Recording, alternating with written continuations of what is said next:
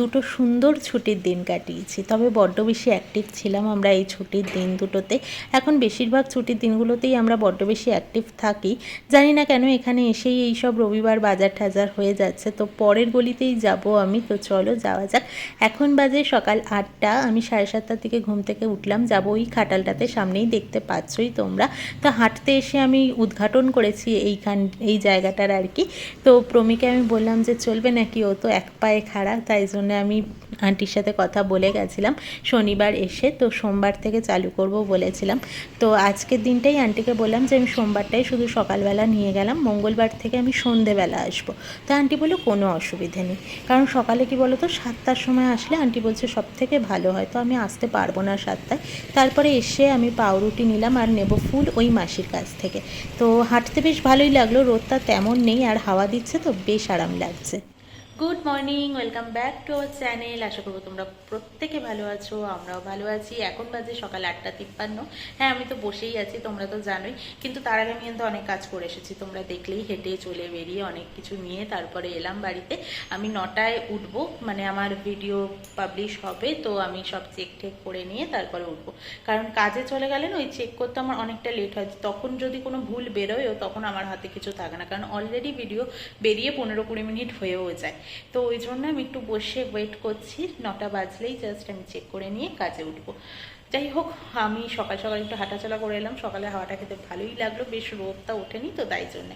আর এই আন্টির সাথে, মানে গোয়ালের আন্টিটার সাথে আমি শনিবার দিন কথা বলে এসেছিলাম যে আমি আসবো। প্রমিকে জিজ্ঞেস করেছিলাম, আমি জানি প্রমি হ্যাঁ বলবে, কারণ আমি বিয়ের পরপর যে 4 মাস ওখানে ছিলাম দেখতাম 3জনে 1 গ্লাস করে দুধ খাই। এরকম ভেবো না যে আমাকে দিত না, অবশ্যই আমাকে প্রচুর খাওয়ানোর চেষ্টা করেছে, কাপে করে দিয়েওছে মামনির সামনে। কিন্তু আমি কেন জানি না পারি না খেতে দুধটা। আমাকে ছোটোর থেকে মাও অনেক চেষ্টা করেছে, কিন্তু আমাকে পারেইনি খাওয়াতে। আমার নাকের সামনে নিলেই কেমন বমি পেয়ে যায় উল্টিয়ে। তো এখন আমাকে সবাই বলছে খা খা, ক্যালসিয়ামের অবশ্যই দরকার আছে। হ্যাঁ, এটা সত্যি কথা যে ন্যাচারালভাবে যদি আমরা কিছু বডিতে তৈরি করতে পারি, কেন ওষুধ খেয়ে বডিতে সেটা দিতে যাবো, মানে ক্যালসিয়ামের ট্যাবলেট খেয়ে কেন করতে যাবো। দুধ খাওয়াটাই বেটার, কিন্তু আমি যে পারি না। তবে আজকে থেকে আমি কথা দিয়েছি সবাইকে যে আমি চেষ্টা করব, জানি না কতটা কি করতে পারবো। আমার মা বলছে ছোট 1 কাপ করে আগে প্র্যাকটিস কর, পারবি ঠিক, না পারার কিছু নেই, নাক বুঝে খেয়ে নিবি। তো দেখি কতটা কি পারি। তো চলো এবার আস্তে আস্তে ভিডিওটা বেরোক, তারপর আমি কাজে নামবো।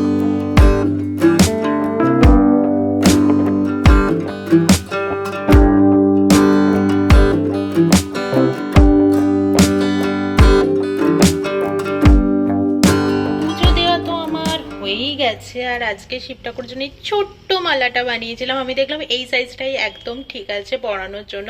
বাকি না, মানে বাটির নিচেও নামে না, কেমন একটা হয়ে যায়, মানে অত ফুলও পাই না যে বড় করে মালাটা গাঁথতে পারবো। তো তাই জন্য ছোট্ট একটা মালা গেঁথে দিয়েছি। আজকে সাইজটাও দেখলাম পারফেক্ট আছে একদম। আর ধুতুরা ফুল একটু নুয়ে গেছে, কিছু করার নেই। তো চলো এবার গিয়ে প্রমিও উঠে গেছে, ওকে চাটা বানিয়ে দিই। এগুলো গুছিয়ে টুছিয়ে ঝাড় দেওয়া তো অনেক আগেই হয়ে গেছে, আর পুজো তো দিলামই, তোমাদেরকে দেখালামই। আর এবার দুধটা গরম করে নিই, জাল দিয়ে ঠান্ডা করে ফ্রিজে রেখে দিই দেখি। আর ভাবছি যে আজকে আমি আপাতত কিছু রান্না করব না, আমি খাবো সেদ্ধ ভাত। আর ওর জন্য এখানে মাংস তো রয়েই গেছে কালকের। আমার যদি মনে থাকতো যে আজকে তো আমার নিরামিষ, তাহলে না আমি কালকে খাবারটা কিনতাম না, আমার মনেই ছিল না কিছুতেই। এখন 4-5 পিস মতো মাংস রয়েছে, তো পুরোটা দিয়েই ও শুধু ভাত খেয়ে নেবে, যেহেতু মাংস অনেকটাই রয়েছে, তাই আর কিছু বানাবো না। কারণ আর একটা কিছু বানালে মাংসটা পুরোটাও খাবে না। তো ওই জন্য ওই শুধু মাংসটা দিয়েই খেয়ে যাবে, তাই ভাত করবো। আর যে বানগুলো আনলাম ওটা দিয়ে টিফিন বানিয়ে দেবো। বাবু এসে গেছে নিচে। তোমরা তো জানো সোম আর শুক্র ও স্কুটি নিয়েই অফিস যায়, আর আমিও ডাস্টবিনটা ফেলে দিয়ে গেলাম নিচে। এবার যাব। ও ওখানে গাছে জল দেয় গো, ওই দেখো উনি দিচ্ছেন। আর ওনারের বোধহয় কিছুর একটা বিজনেস আছে, যেটা এই ঘরে আর ওই ঘরটাতে কাজ চলে। রোদটা বেশ ভালোই আছে এখনো অবধি, সকাল থেকে ভালোই রোদ দিচ্ছে একটা। তো এখন বাজে দুপুর 1:45। তো চলো ভাত নিয়ে নিয়েছি, এবার খেয়ে নেওয়া যাক। আমার লাঞ্চে আছে আজকে আলু ভাজা, ভাত, ঘি আর নুন। আমার বেডরুমের জানলা দিয়ে আকাশটাকে এত সুন্দরভাবে দেখা যায় যে কি আর বলবো। তাই এই টাইম ল্যাপসে ফোনটা বসিয়ে আমিও আকাশের দিকে এক দৃষ্টিতে তাকিয়েছিলাম। তারপরে বুঝলাম না, সন্ধ্যা হয়ে গেছে, এবার উঠতেই হবে। এখন বাজে 7:21, সন্ধ্যে টন্ধে দেওয়া হয়ে গেছে। কেন জানি না আমার সোমবার করে লেট হয়ে যাচ্ছে একটু বেরোতে, তো বেরোবো। আর এখানে মাসকাবাড়ি আমি ব্যাগে করে এনে রেখে দিয়েছিলাম সাইডে। প্রমি আবার কালকে কিছুটা অংশ ঢেলেছে, কিনা ওর বডি স্প্রে খুঁজে পাচ্ছিল না। ও স্যাটারডেতে গিয়ে একটা বডি স্প্রে কিনেছিল, তো সেটা কালকে মেখে উনি সিনেমায় গেছেন, তাই জন্য বার করেছিলেন সবটা। তো চলো আর লেট করবো না, আজকে আর একই দিকে যাই হাঁটতে, তোমরা জানো তো, একটু হেঁটে এসে তারপরেই কাজগুলো করতে হবে।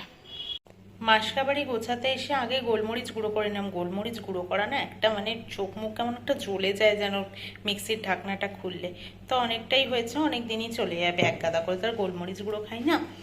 আর আমার এইবার নুন শেষ হয়েছে। সাদা যে নর্মাল নুনটা খাই টাটা সল্ট, সেটাই খেতাম এতদিন। প্রমি হঠাৎ করে বলে যে এই নুনটাই নিয়ে দেখো, সবাই বলে যে এইটা খাওয়া নাকি ভালো।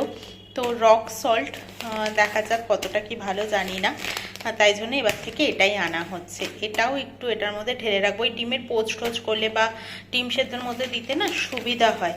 আর এপাশের অবস্থা দেখো কি অবস্থা করেছে প্রমি, দড়ি এনেছে মানে যাচ্ছে তাই কাণ্ড করেছে। দড়িটাকে খুলেছে, আসলে কোনো জিনিসপত্র এলে ওপর থেকে নিচে ফেলার জন্য এনেছে, বারবার তাহলে নিচে নামতে লাগবে না।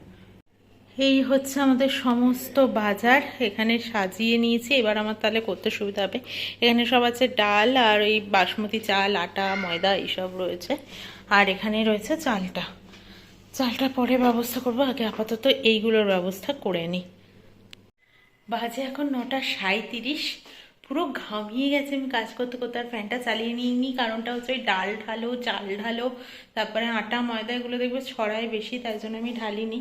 আর ওখান থেকে চালের বস্তাও একটা কাটতে হবে, তো ওটা প্রমিই করে দেয়, কারণ ও ধৈর্য ধরে না একটা পুরো ব্যাগ খোলে, আর আমি সমেত কেটে দিই, অত ধৈর্য নিই একটা একটা করে সুতো ছাড়ানোর। তো ওই জন্য ওর জন্যই রেখে দিলাম, কালকে সকালে ও ছাড়িয়ে দেবে, মানে কেটে দেবে। এতটাও হয়নি যে কালকে সকালেই লাগবে, তো ঠিক আছে, ও করে দিতে পারবে। সমস্তটা গোছানো হয়েছে, একটু ভেবাচাকা তো খাচ্ছিলামই, কারণ ওখানে তো ওই ওপরে যেখানটা ঠাকুর বসানোর জন্য আমাকে জায়গা দিয়েছিল, ওখানটাতে এক্সট্রা আমি মালপত্রগুলো রাখতাম। এখানে কোথায় কি রাখবো না রাখবো, আর বেরিয়ে থাকলেও বড্ড বাজে দেখায়, তাও এখনো বেরিয়ে আছে কিছু কিছু জিনিস, বলে দেখি কালকে সেট করে নেবো। আজকে আর দম নেই আমার, বাপরে বাপ প্রচণ্ড হাঁপিয়ে গেছি।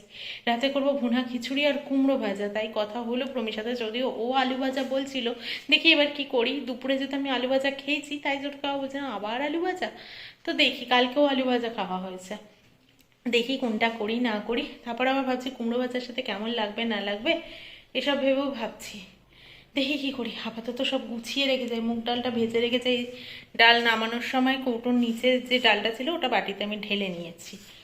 তো চলো শুরু করি। তখন বলেছিলাম তোমাদেরকে আমার এদিকে সমস্ত কাজ শেষ, আর সমস্ত কাজ শেষ, তাও কাজ করতে করতে এখন 10:07 বেজে গেল। এখানে মুগ ডালটা ভাজলাম, ধুলাম, চালটাকেও ধুয়ে রাখলাম, আলুটাকে কেটে লাস্টে ঠিক করলাম, ও যখন আলু ভাজাই বলেছে, আসলে ও আলু ভাজা দিয়ে ভুনা খিচুড়িটা বেশি ভালোবাসে, তাই ভাবলাম ঠিক আছে আজকেও করে দিই একটু আলু ভাজাই। আর এখানে আদা, তেজপাতা, কাঁচা লঙ্কা মানে লাগবে যা যা, সমস্তটা গুছিয়ে রাখলাম এখানটাতে। না ভেবো না যে শুধু গোছাতে এতটা টাইম লাগলো, আসলে সবজিগুলোও কালকে গোছানো হয়েছিল কিছু কিছু, মানে তখন হজবরল করে যেরকম পেরেছি সেরকম ঢুকিয়ে দিয়েছিলাম। আজকে আরেকটু অর্গানাইজ করে ঠিকঠাক করে রাখলাম। কিছু সবজি ছিল যেগুলো প্লাস্টিকের ব্যাগে ভরেও রাখিনি, ডাইরেক্ট রেখে দিয়েছিলাম, তো সেগুলোও ঠিকঠাক করলাম আজকে। কিছু জিনিস ওখানে পটল, পাতিলেবু, টমেটো একসাথে দিয়েছিল, ওটা একসাথেই আমি ঢুকিয়ে রেখে দিয়েছিলাম, তো সেগুলোও আলাদা আলাদা করলাম, এইসব কাজ করলাম। এবার একটু ফাইনালি বসে নিই, 10:30টার সময় রান্না বসাবো, বা প্রমি ওখান থেকে বেরোলে বসাবো, আর পাচ্ছি না এখন। আমি সবেমাত্র রান্নাটা বসালাম, আর প্রমিও ফোন করে বললো জাস্ট বেরিয়েছে, আর এটাই করেছিলাম গরম জল মুগ ডালটা দিয়ে সবে আমি বসিয়েছি এখানে, আর ফোড়ন ফোড়ন তো দিয়েছি, আদা বাটাও দিয়ে দিয়েছি, তো এটা হতে থাক, আর পাশে কড়াইতে আমি আলুটা ভেজে নিই। সমস্তটা কমপ্লিট হয়ে গেছে, এখানে আমার রান্নাও হয়ে গেছে। আর নুনের কৌটোটা আজকে ধুয়ে দিয়েছিলাম, তো উল্টে রেখেছিলাম, একটু একটু ভেজা রয়েছে, তাই নুনটা ঢালতে পারিনি। আর মোটামুটি এখানে আমার আলু ভাজাও হয়ে গেছে, আর এখানে খিচুড়িটাও হয়ে গেছে। ঘি দিয়েছিলাম এই মাঝখানটায়, গর্ত দেখতে পাচ্ছ, তো এসে পরে নাড়িয়ে নেব। যেহেতু আমাদের দুজনের জন্যই করি, তাই ঘি চপচপে বা তেল চপচপে ওরকম কোনো ব্যাপার থাকে না। তো খিচুড়ি আর আলু ভাজা আর দুধ ঠান্ডা হতে দিয়েছে প্রমিয়া, আমার কোয়ান্টিটি দেখো দুধ খাবার। যাই হোক আস্তে আস্তেই হবে, এটা আমি নাক চিপে আগে খেয়ে নিয়ে তারপরে ডিনার করব। তো এই প্ল্যানিং করেছি, কারণ এটা লাস্টে খেয়ে এটা ঢেকুর উঠতে থাকলে আমার বমি হয়ে যাবে, আমি শিওর।